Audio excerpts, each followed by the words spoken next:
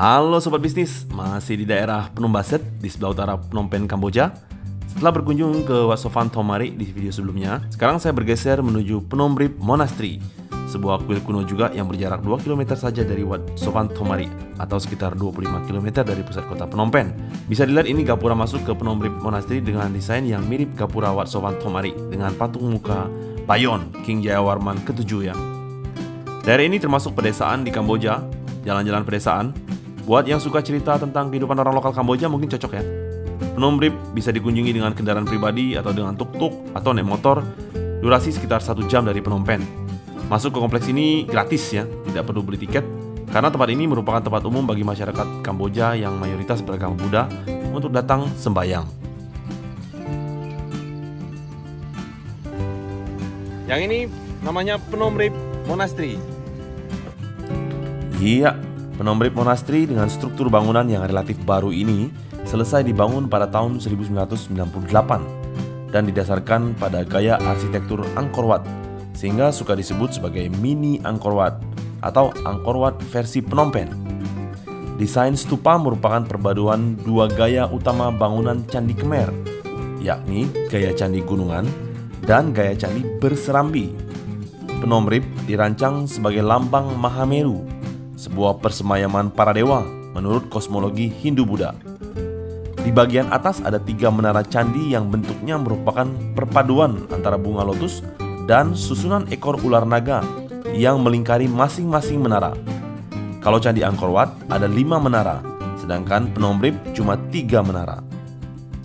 Ini adalah rumah bagi banyak patung indah raja-raja kuno dan juga dijadikan tempat sembahyang umat Buddha. Anda akan melihat banyak penduduk setempat yang melakukan perjalanan untuk mencari berkah dari para biarawan untuk mendapatkan keberuntungan.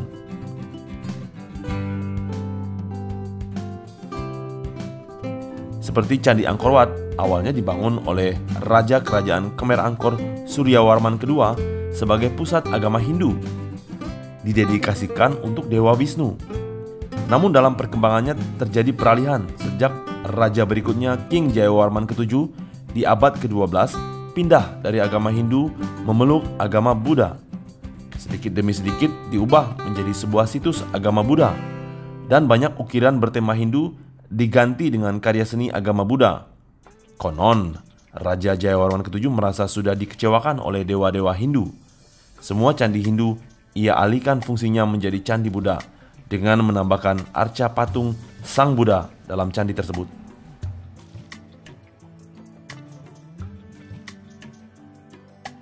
Baik Sobat Bisnis, saya coba masuk ke dalam kuilnya. Terlihat beberapa pengunjung sedang bersiap untuk sembahyang. Umumnya mereka berdoa untuk mendapatkan berkat dan kebahagiaan dari Sang Buddha.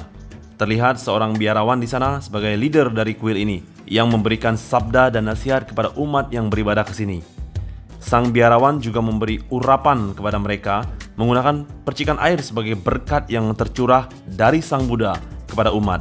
Di belakang biarawan terlihat foto mendiang Raja Sihanouk, ditempatkan di sana sebagai wujud penghormatan dan mengenang jasa Raja Sihanouk yang memerintah kerajaan Kamboja sejak merdeka dari penjajahan Prancis hingga akhir hayatnya meninggal di tahun 2015. Biasanya tempat ini ramai dikunjungi umat, namun sejak pandemi COVID-19 terlihat sepi ya.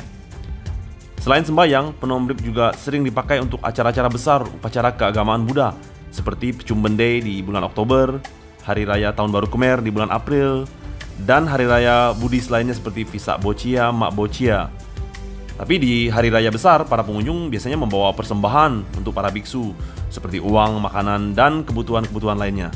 Terlihat di dalam beberapa patung adalah patung dewa-dewa Hindu seperti Dewa Shiva, Wisnu, dan lainnya. Serta kombinasi juga beberapa patung biksu dan Buddha di sini.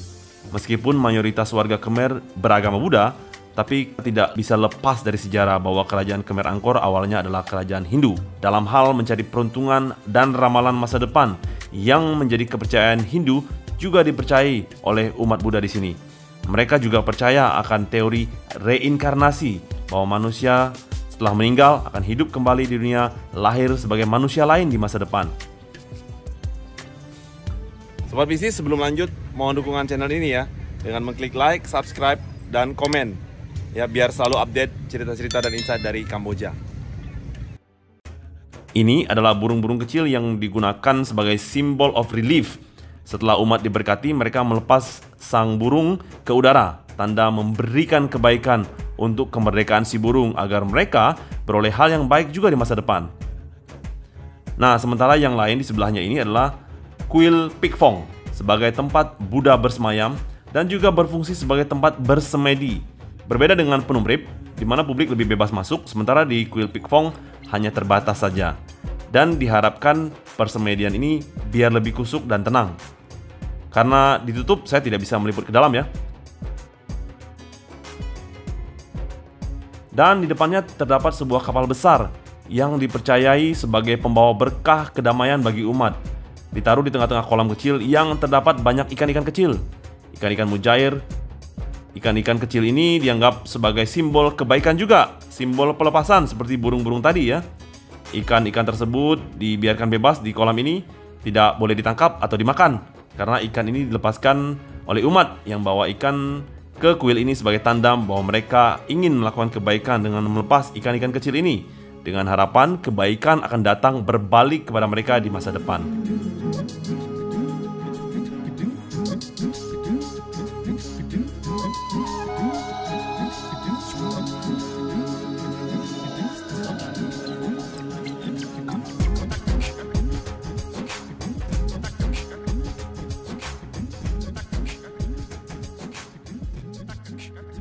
Buat sobat-sobat yang berkunjung ke Phnom Penh, ayo sempatkan waktu untuk berkunjung ke sini.